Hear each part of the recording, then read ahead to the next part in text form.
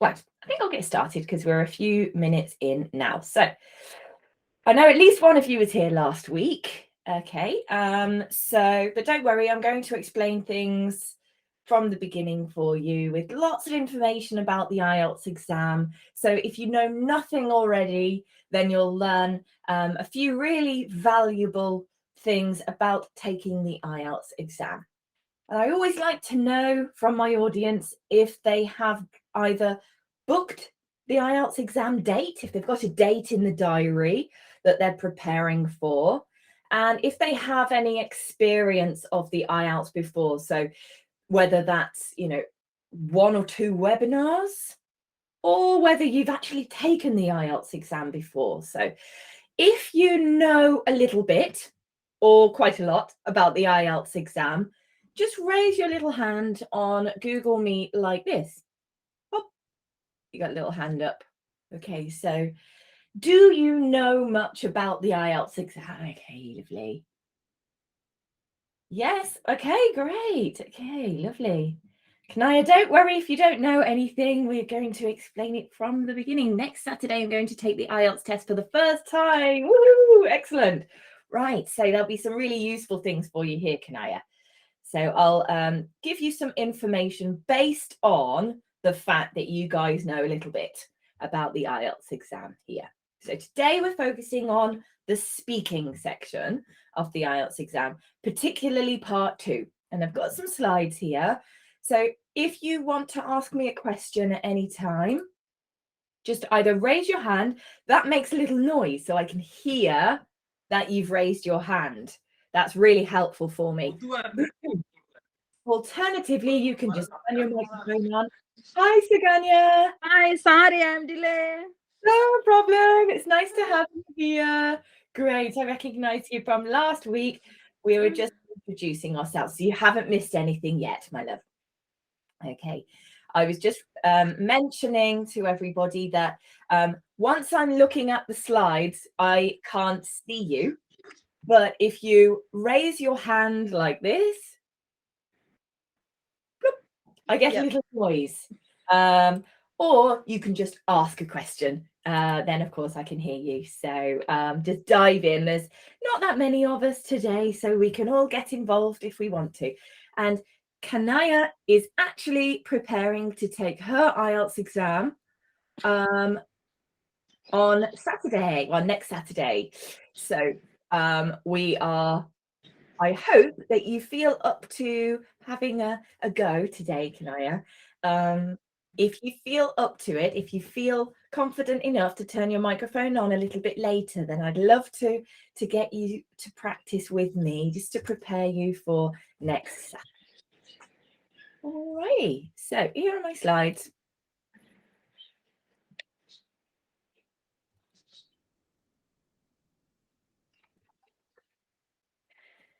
Okay, now my name's Lorraine, as you know, Lorraine, and I am an English teacher.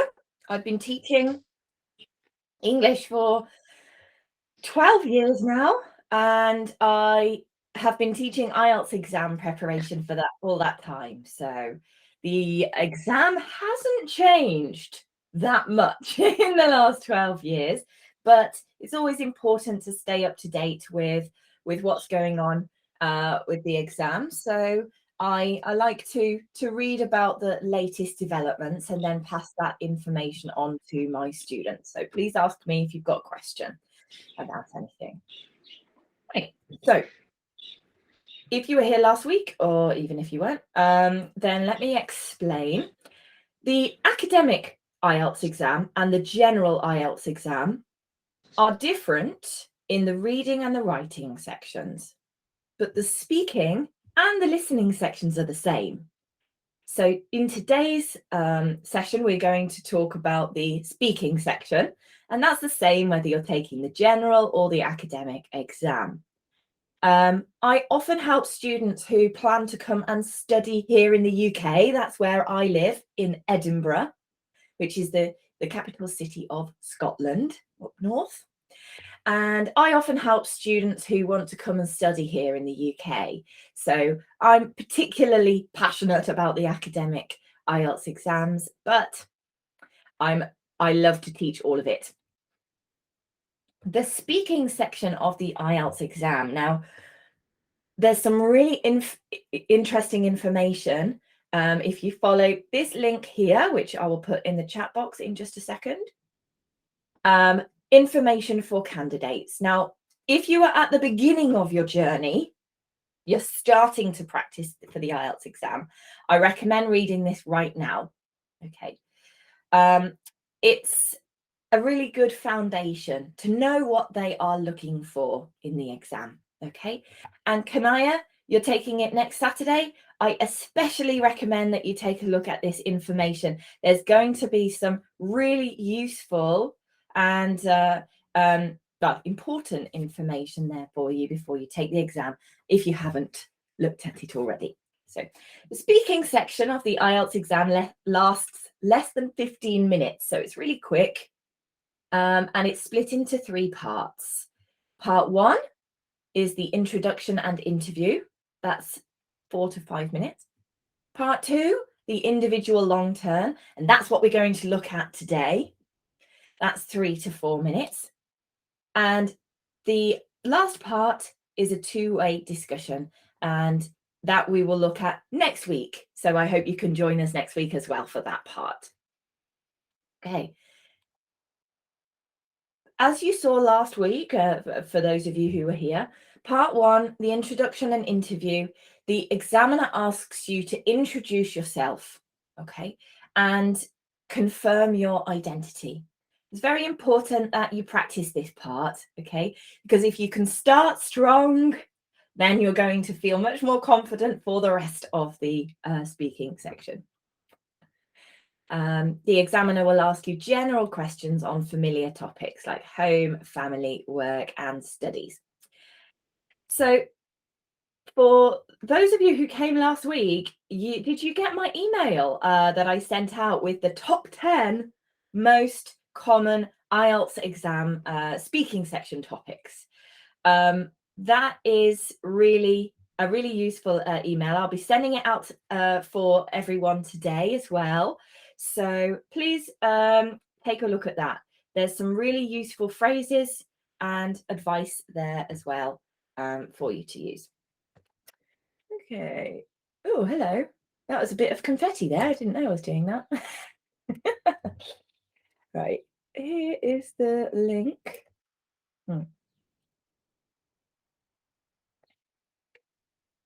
The link's not working. I want to share the link for the IELTS candidates information with you.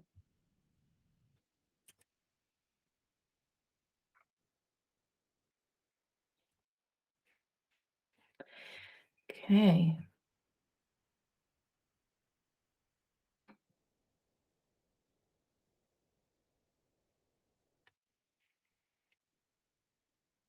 Right. While I'm waiting for that link to work, I will move on with the next part of the exam.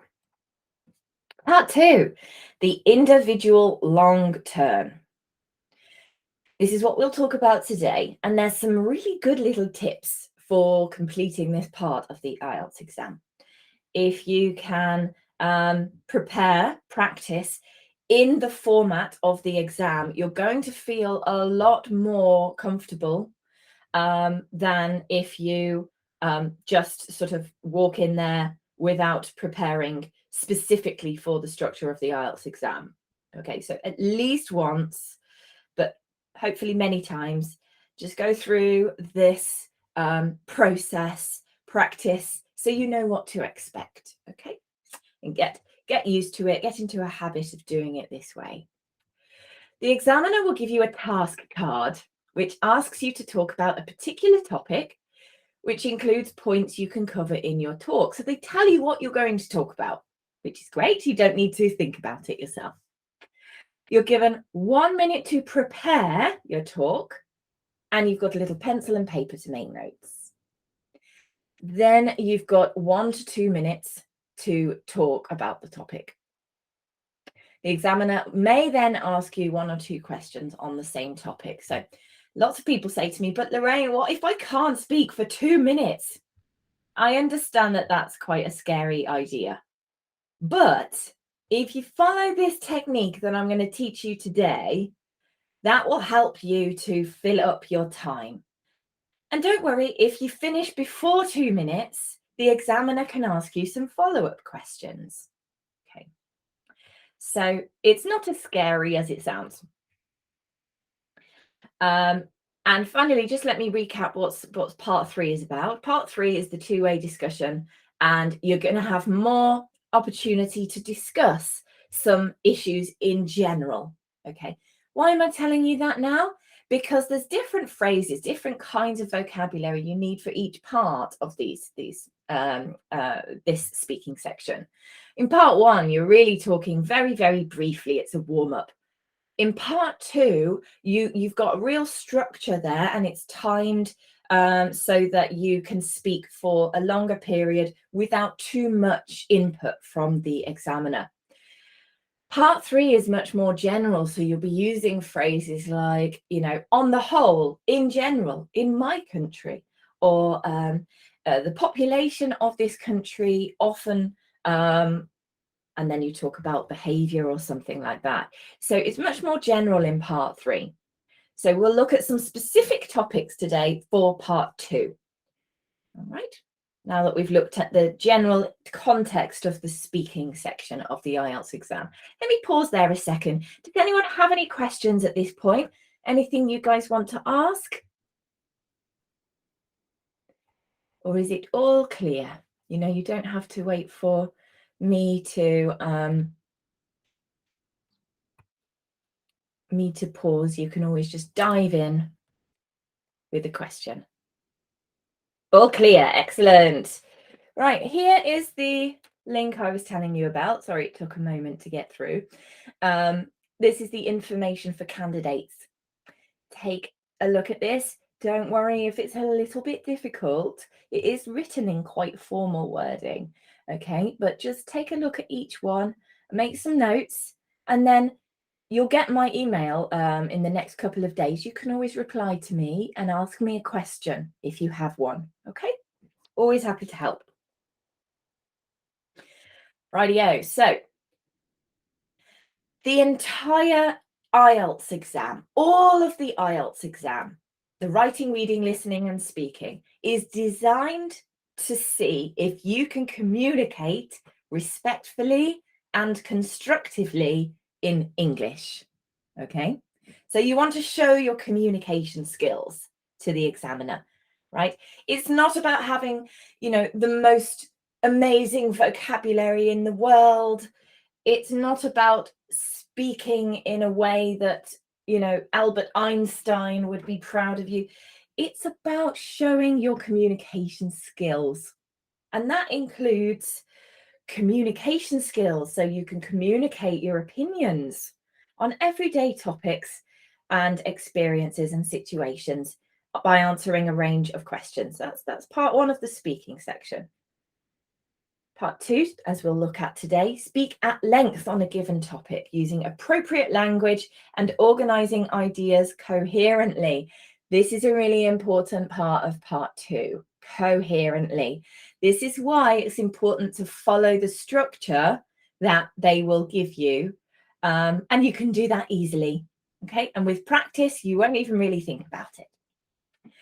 Okay, and express and justify opinions, to analyze, discuss, and speculate about issues. Okay, we'll look at this next week when we look at part 3. Okay, and here is a little image of the little ebook that you get for free for being a wonderful participant in this webinar today. So I'll send that via email in the next couple of days. Okay, excuse me. One thing you will learn if you follow the link I just shared for IELTS information for candidates, excuse me, is that the examiners have marking criteria that they need to follow. These are 4 areas of marking criteria, and they are equally important. So it's just as important to choose the Lexis, the lexical resource, vocabulary, phrasing, linking words, things like that, it's just as important to learn how to pronounce those words and phrases. Okay, so please don't spend all your time learning vocabulary if you can't use it correctly in a sentence or if you can't pronounce it. Okay, all important. Okay, these 4 areas. So what is fluency and coherence? In the last session, we looked at lexical resource. Now, if it's okay with you guys, I'm going to post these 3 videos online. I'll share the link with attendants who came to these sessions, right? So it won't be available to everyone on the internet unless that's okay with you. So I'll get permission from everyone. If you've got your camera off and your microphone off and you don't say anything, then that's okay. We don't really need your permission to put that online. But if you do want to speak and you want to ask me a question, your camera's on, I will ask your permission before putting any videos online. Okay, so if you want to take a look at the previous sessions, then you can do that here. Oh, we've got a new attendant.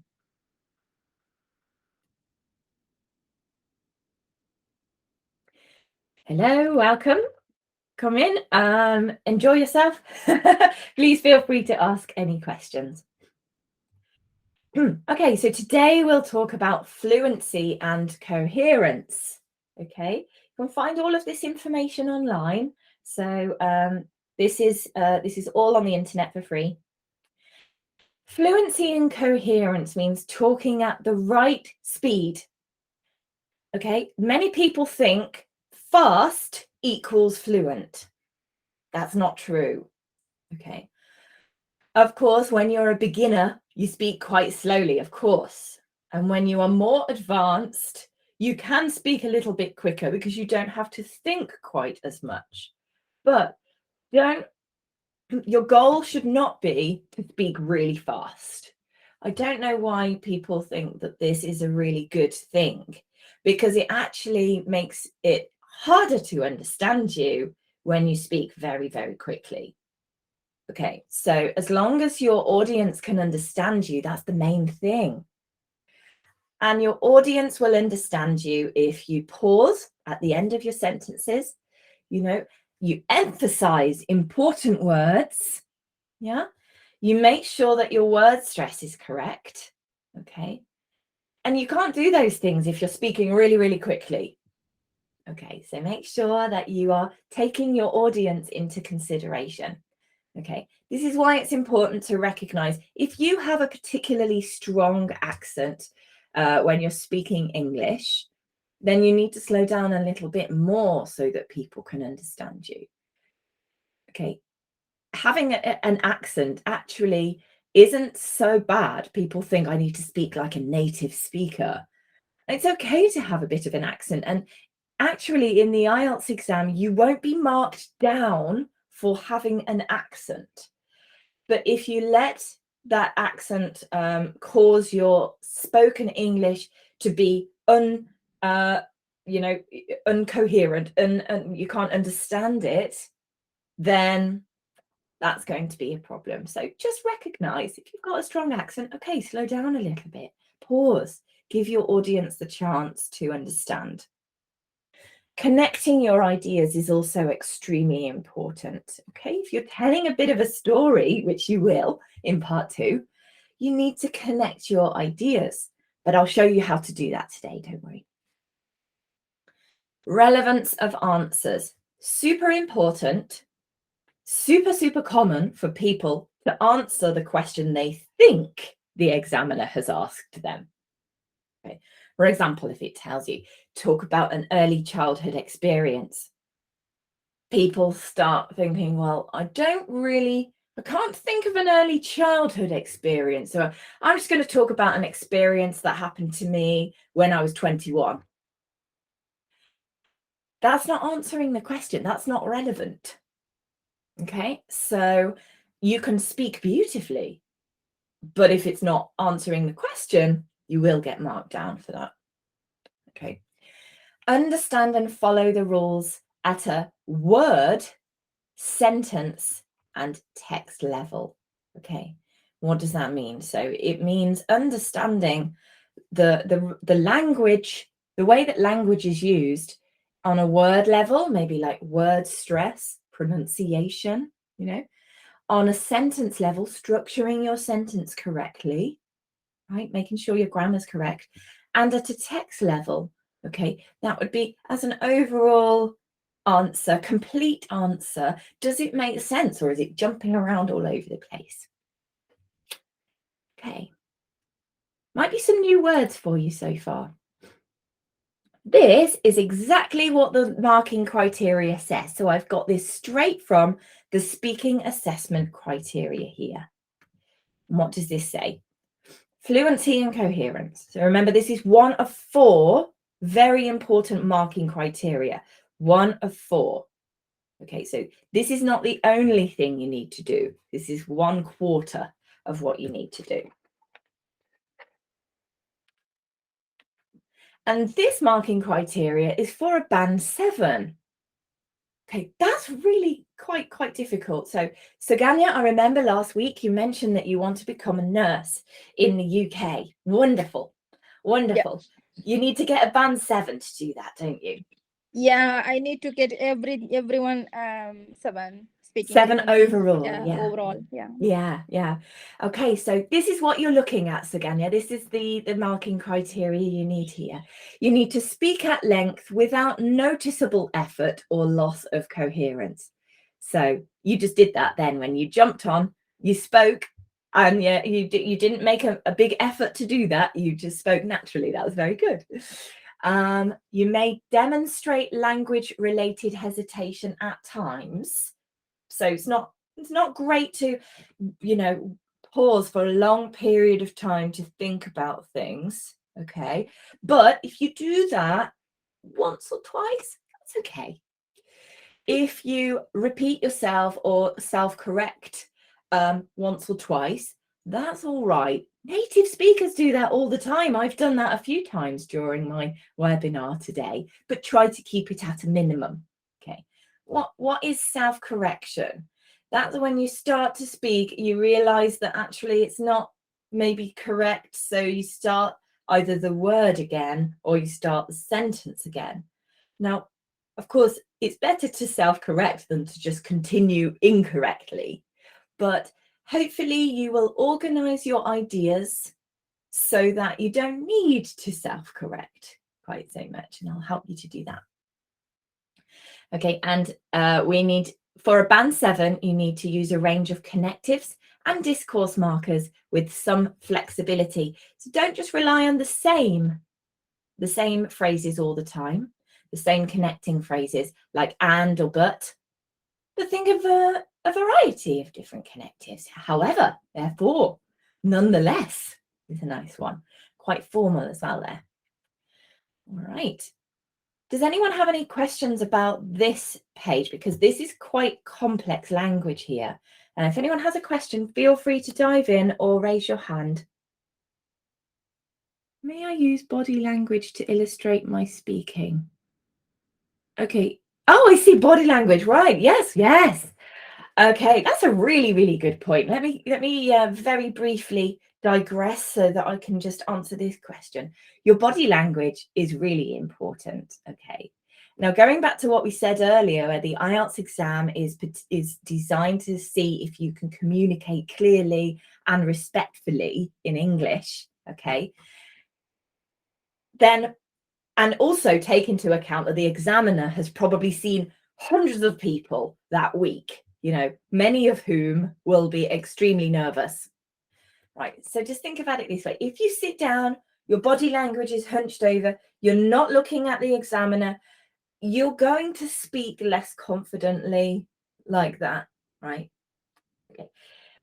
And equally, if you come in and you are, you know, maintaining too much eye contact with the examiner, that's also not showing great communication skills. So if you have if you can maintain a little bit of eye contact, loosen up a little bit, smile, Okay, talk to the examiner like another conversation partner. Okay, maybe, you know, just as if you would with a friend or with a teacher, maybe. Then they are going to enjoy that conversation much more, aren't they? They're going to feel like, oh, that's good. It's this person isn't super nervous. I can maybe enjoy this conversation a little bit. That's a great question, and something that isn't really talked about that much in a lot of training material. You know, the influence of body language on how you come across. But also, I recommend, you know, if you're loosening up and you are breathing before you go into the exam, you'll feel a bit more confident and you might be able to perform just a little bit better. For those of you who have seen a TED talk by Amy Cuddy did a great TED talk about how your body language can shape who you are. And I always recommend to my students, if you've got time, watch this TED talk. Your body language may shape who you are. She talks about how before a big event, if you can stretch out, take up space, breathe deeply, you can actually convince your brain that you are confident, that you feel good about this situation, and it will help you to perform a little bit better. I've done this myself before exams, and it really works, I think. All right, great question. Now, where were we? Part 2, you're going to be given a task card. Okay, this task card is going to include a few points. Okay, so they're giving you what you need to speak about. That's great. That's one thing that is really good about part 2. They'll ask you to talk about a particular topic. They'll give you the points to cover and explain one aspect of the topic. You'll be given a pencil and paper. Okay, this is why I recommend practicing at home before your exam with a pencil and paper. And when you're ready, time yourself as well. That's also a very, very good aspect. Many students practice, but they don't time themselves. So that's a bit of a shock when they get to the exam. So please time yourself so that you're following the instructions of the exam. Do this many, many times with different topics. Okay, you have 1 minute to prepare and up to 2 minutes to talk. The examiner may ask you 1 or 2 questions if you need to. So many students tell me that when they're nervous, they can't speak. They just freeze up. So I'll give you some tips today just to start. That's sometimes the hardest thing. Obviously, that's not great. So we need to try and open up there if you have a tendency to do that, to go silent when you're nervous. Okay.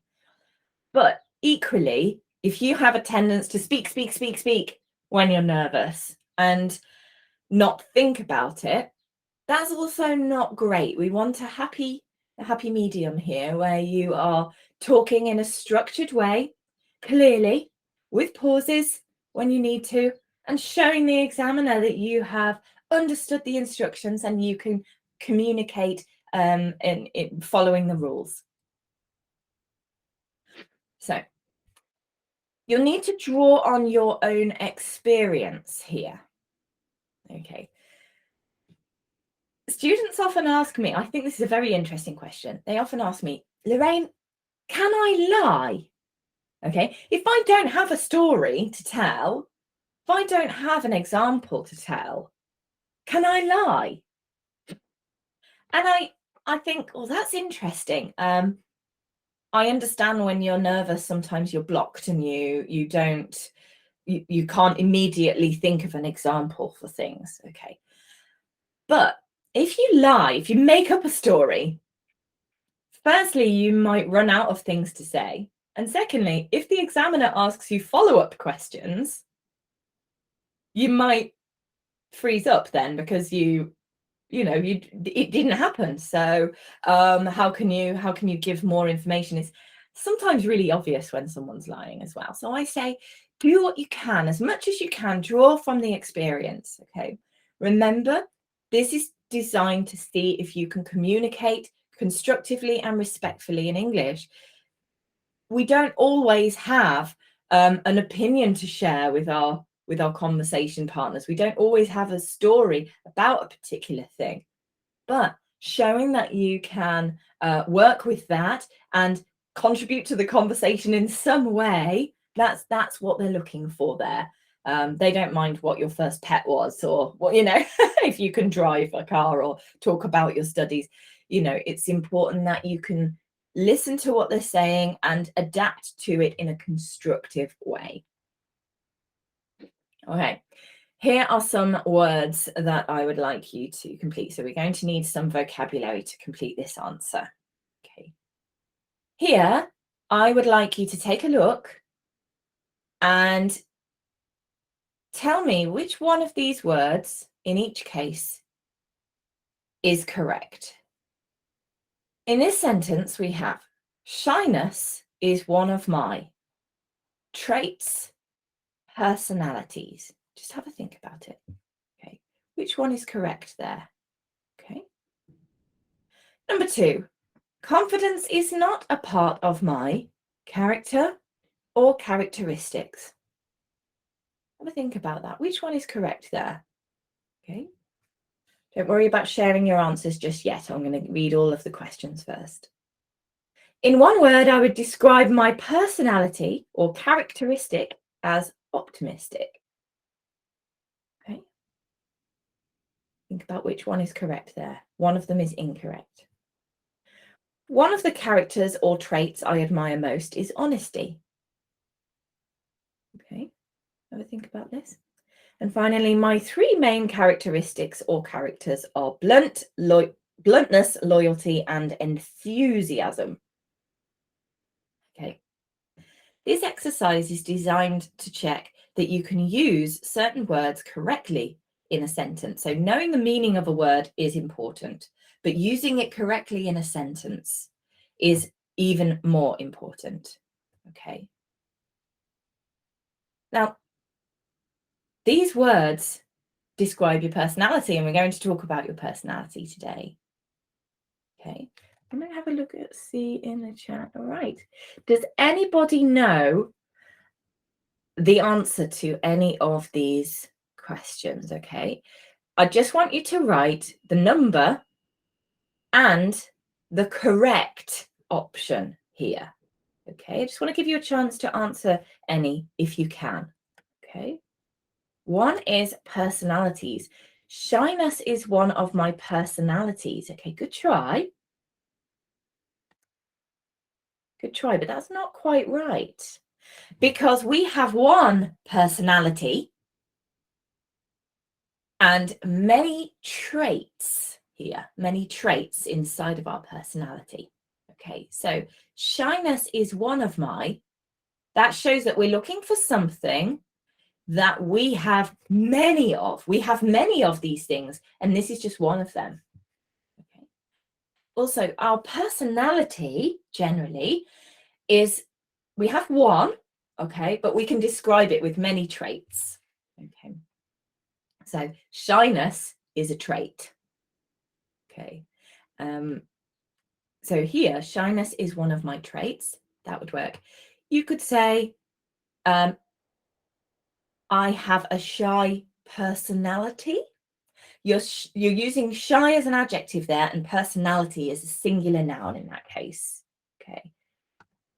Good. Does anyone else have another one? Oh, lots of it. Right. Okay, cool. 2 is characteristics. Confidence is not part of my characteristics. Okay. If anyone else wants to try, dive in. Lovely. Okay, traits. Characteristic. Okay. So in number 2 there, Kanaya, the options are character or characteristics, plural.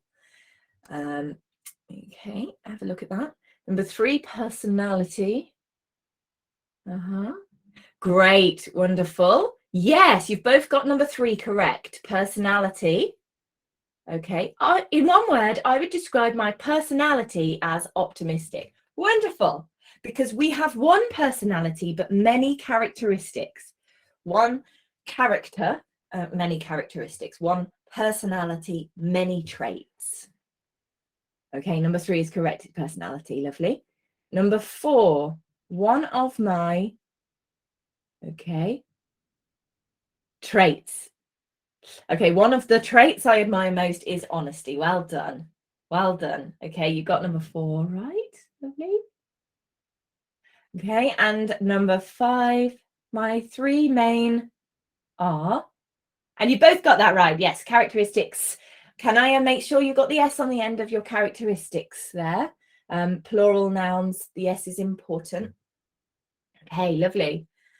Well done. Very good job. Okay, that's really quite a difficult exercise as well. But it's important to remember that you may know the vocabulary, but you need to use it correctly in a sentence. Here are the examples there. I'm just going to pause if you want to take a screenshot.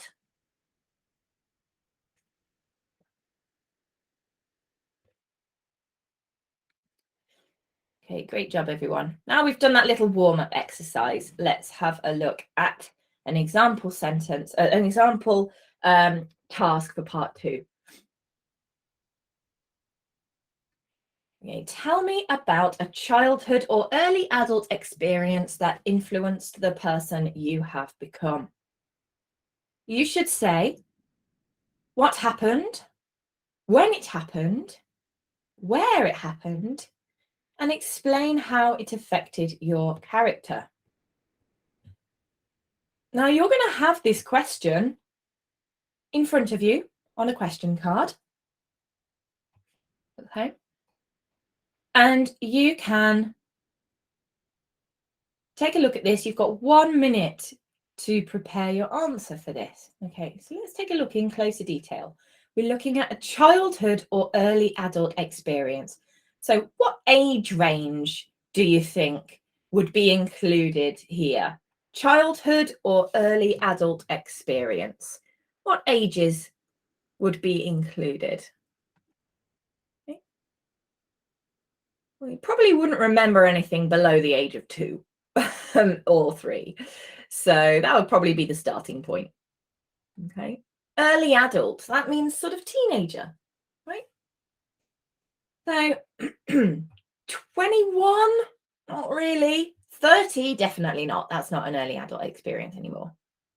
Okay. So don't just choose something that happened to you last week. All right. It's looking at an early childhood memory or an early adult experience. Okay. And we don't just want the story, we want to know how it influenced the person you have become. That's also very important. Okay. And they even tell you what you need to what information you need to give. What happened, when, where, and how did it affect you? Excuse me. So we're going to have a look at this together now. Here is an image of your little card. Okay. Did someone want to say something? I heard a microphone go on. No? Okay. Feel free to jump in anytime if you have a question. Okay, here's your answer card. Now, you are going to have a pencil and some paper. So you get to write down what you're going to say, right? So the first thing you need to do is write down your little bullet points. Remember, there are 4 things we need to include here, right? You're probably thinking, oh yeah, I can talk about this moment at school, or I can talk about, my 10th birthday, or, so this is the time here to formalize what do you want to talk about, okay? And then complete this little card. You know you're going to need to talk about these things. You're going to need to say what happened, when it happened, where it happened, and how it affected your character. So if you've got 4 bullet points, that shows you've got 4 different sections you need to cover. Okay, great. That's the first thing you need to do. Okay. So I suggest writing 1 or 2 words per bullet point. Then when you're speaking, you move your hand down as you cover each point. This will ensure that you cover all of the points. So let's take a look at an example. Let's just imagine this is our answer then. I've got 1 minute to prepare here. My 4 bullet points. Now I'm not writing full sentences because that will take up a lot of time and you don't need full sentences. You are the only person who's going to see this. Okay. This is just to prompt you so you remember what you were going to talk about. Okay. So in my example, I'm going to write the words dancers, 10 years old, year 6 possibly, you know, if you want to talk about the grade that you were in school. I'll say when it happened, so that's, I could say the age or the year at school, or it's up to you. You can say the summer of blah, blah, blah, or the winter or Christmas time, anything you like, when it happened. Where it happened, it was at school, okay? It was at school. I'm only writing 1 word so far, aren't I? And then how it affected your character. Here I've got passion for dancing. Could just say passion, but you know, I've got time to write 3 words there. And the rest of the time, if I've got any time left, I'm going to start organizing my thoughts. Think about vocabulary I could use, yeah, in my answer. You can use that time well. Now, when the timer starts, they'll say your 2 minutes starts now. Remember to move your finger down each time you cover a different topic, and that will make sure you're covering all of the topics. So I'm going to paraphrase the question here, right? I'm going to repeat the question. One of the most influential childhood or early adult experiences that comes to mind is the day I met some professional dancers who were on tour. Okay. I'm trying to use a little bit more advanced vocabulary here, but I'm also paraphrasing the question to make sure that I'm answering it. Okay. The next part, I move my hand down. I was in year 6 at the time, so I would have been 10 years old. It's 1 sentence, very short, right? Very short. You just need to answer when it happened. The third part, the dancers were performing at schools around the country, and it was the most exciting thing to happen at my school that year. I've mentioned here that it's happened at school. Okay, I did it in a slightly indirect way there. I didn't start with, I saw them at my school, but I'm still explaining where it happened. Okay, you can do this in any way that you want to. It's clear I was 10 years old in year 6 at school when I saw this happen. Okay, now at this point, you've probably been speaking for under 1 minute. So the last point, you've got more than a minute left. But you know you've covered all of these points. So you've got time to elaborate. You've got time to tell your story because you know that you've covered all of these essential points here. So now I'm going to talk for 2 minutes. That doesn't mean I'm going to ramble. Blah, blah, blah, blah. I'm just going to talk and talk until my time is up. You still need to structure it very clearly. Okay. So I'll start, maybe go back to the question if I, you know, the card is there, you've got the question there. This experience influenced the person I have become because it was the moment that my passion for dancing began. At this point, I've answered all of the questions and I can then use the rest of the time to show my language skills. Okay. So going back to the point about body language, you're talking about passion for something that you love. So of course you're going to smile, your hands will be gesticulating. That's a difficult word for you. You know, you're moving your hands. You know, you will show that you're passionate about it. If you're sitting there, this is when my passion for dancing began. Then the examiner isn't really going to be drawn into that conversation. Okay, so he goes, you know, this is when I started to fall in love with dancing. Okay, then I can go into more information. I've got time now, haven't I? So this is the bit that I'll elaborate on. So how can I develop this answer? I've loved dancing from that moment on. I wanted to be a dancer more than anything. I started taking dancing lessons and I wasn't a natural, but I practiced every day, no matter how tired I was. I think that's how I learned the value of perseverance. Practice makes perfect, right? That's a great final answer. You haven't wasted your last minute at all. You've used it really well to talk about a passion, to talk about how it's influenced your character. Okay. If you still have some time left, and you shouldn't really with this length of answer, that should really sort of take up 2 minutes if you're speaking clearly. Okay.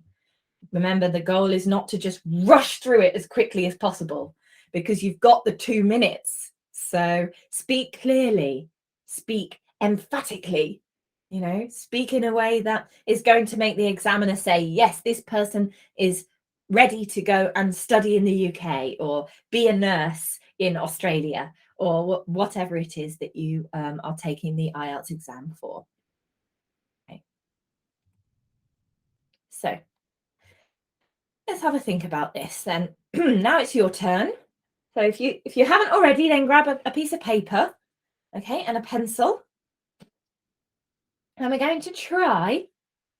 Don't worry, you don't have to share your answers with the whole group, but it's just for you to try this process. All right. You're going to need 4 bullet points here because the question is describe a happy childhood memory. Right?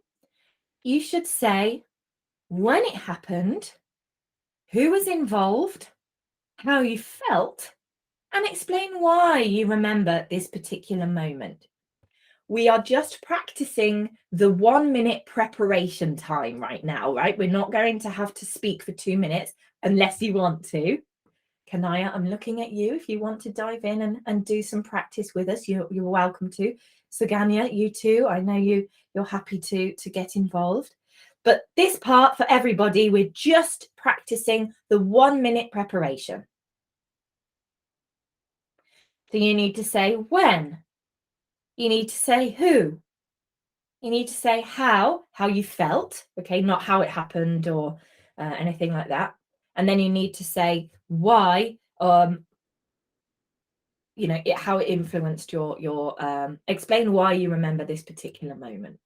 Okay, sorry, go back to the question. Right, you've got 1 minute starting now.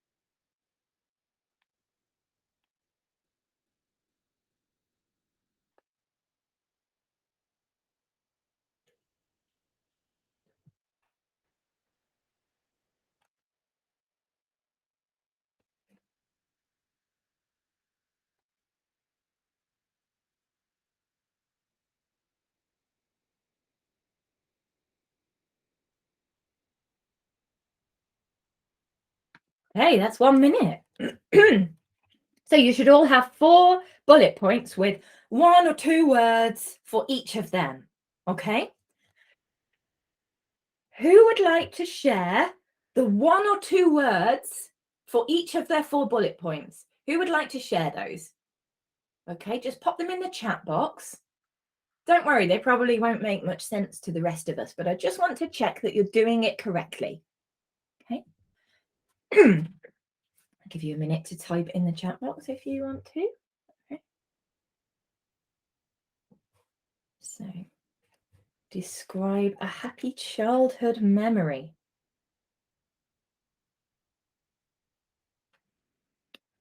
when it happened, who was involved, how you felt at the time, and explain why you remember this particular moment.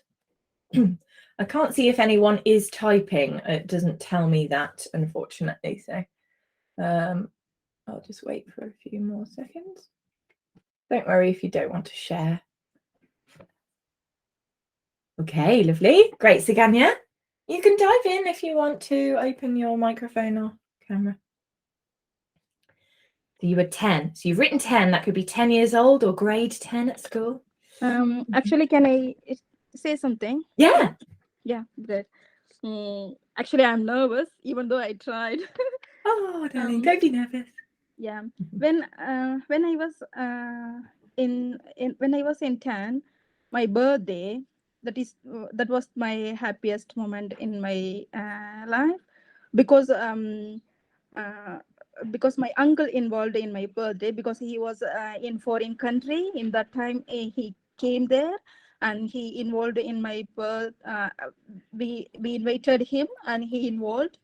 And how it was happy means, he gave me a big surprise for me, because I love music. He knows that one. So suddenly, after my cutting my cake, immediately he gave the big guitar to me. So that was the big moment. And the beauty of that one is, still I have that guitar with me, and now I am now I give to my girl, and she is practicing, and she's also love music, and she's also using that one still. Yeah, Lovely. that was Oh, that's my lovely. happiest moment in my life. Yeah. Great. Wonderful, Oh my Suganya. gosh, how Thank it was. you. Just Well enjoyed. done. So brave. It takes a lot of courage to come on live and give your answer. You did very well. Okay, so let's have a look at how you might have drawn up your bullet points then, shall we? So you would have said here, so when 10 years old, you could even say 10th birthday if you want to, okay, in your bullet point. Great. Yeah. Who was your uncle? That's right. Great, lovely. Yeah. Lovely. Then how it felt. Now I wrote down the word surprised. Okay, you were surprised. Can you think of any other ways? Any other words you could? Excited. Yeah, lovely. Excited. Great. You can write down a couple of words if you want to for each bullet point. And then why? Okay. He gave you a guitar. Okay. And then you beautifully expanded on that by saying, I still have the guitar now, and even my daughter has it, and she practices with that guitar. So you've really expanded the story, but most importantly, you've answered the questions first. Wow. And then you've expanded on it. Woo-hoo! I need to figure out how You've really, really well done, Suganya. All right. Okay. Well, we've got some others here. Okay, Kanaya, would you like to dive on and give your 2 minutes or up to 2 minutes? I can see your bullet points here. Would you like to get involved? It's okay if you don't want to. Sure. Yeah. No problem. Great. Okay, lovely. So let me get my timer. I'll start it. Okay. Could you please get back to the question first? Yeah, absolutely. Sorry. All right. Okay, there we go. Okay. All right, when you're ready, your 2 minutes starts now. My happy childhood memory was on 2013, and that time I went to 3 different continents in a year. And that's the first time I'm doing that with my family. And I feel amazing, and I don't know when this is going to happen again, especially when it's pandemic and we don't know what's going to happen in the future, especially if there's another COVID-19. Well, I do really hope that I can get back to this year again and celebrate those amazing memories with my families. And some of them are died now, so it's kind of different at the moment. And yeah, that's the most happy year in my life. Wow. Beautiful. Okay, so that was 1 minute and 2 seconds. So lovely timing. They would ask you some more information there as well. Now, I really liked that answer as well. It was quite emotional, wasn't it? I mean, we had happy, we had sad, you know, that was really, really good. So I imagine as you're saying this, it will show on your face that you know, how you feel about this experience. Did you answer the questions? Describe a happy childhood memory. Okay, so 2013, what age were you then? 8 years old. 8 years old. Wonderful. Mhm. Okay, so that's answering the question. 8 years old is definitely in the childhood. Okay, you mentioned when it happened, 2013. Who was involved? Me and my family. You said amazing and memorable. Excellent adjectives there to describe how you feel. So that was bullet point 3. And we went to 3 different continents in a year. So you mentioned why you remember this particular moment. Okay. You expanded on it as well for a few seconds. I wonder if you could, I mean, not now because we're running out of time, but in the exam, for example, expand on that a little bit more. Talk about which continents you went to. Talk about what was your highlight, maybe. You know, this is an opportunity for you to show your lovely English skills, Kanaya. So you know, you've got time, you've got the skills, so you can use that time to expand. So really, really great try. Really good job. I'm really sorry we've run out of time now, so I can't take any more examples, but just before we leave, Kanaya, make sure your verb tenses are correct. Okay. There you mentioned in the past, but you said I feel amazing. So make sure you're checking your verb. I felt, exactly. Yes. Yeah. Okay. So that's just a little pointer there for you. Great. I hope you can join us next week on Thursday, everybody. I hope you can join us next week while we'll be looking at part 3 and some great tips for the longer discussion and giving your opinions about more abstract topics. I'll be sending an email out to everyone with your free ebook and also a link to book a free trial lesson with me. So please click on that link. And yes, we can. Yes, is everyone here? Does anybody have a problem with me putting this video onto YouTube so that everyone can watch all 3 of the events in this series? If you'd rather I don't do that, then please let me know. And yeah, here's my email address quickly.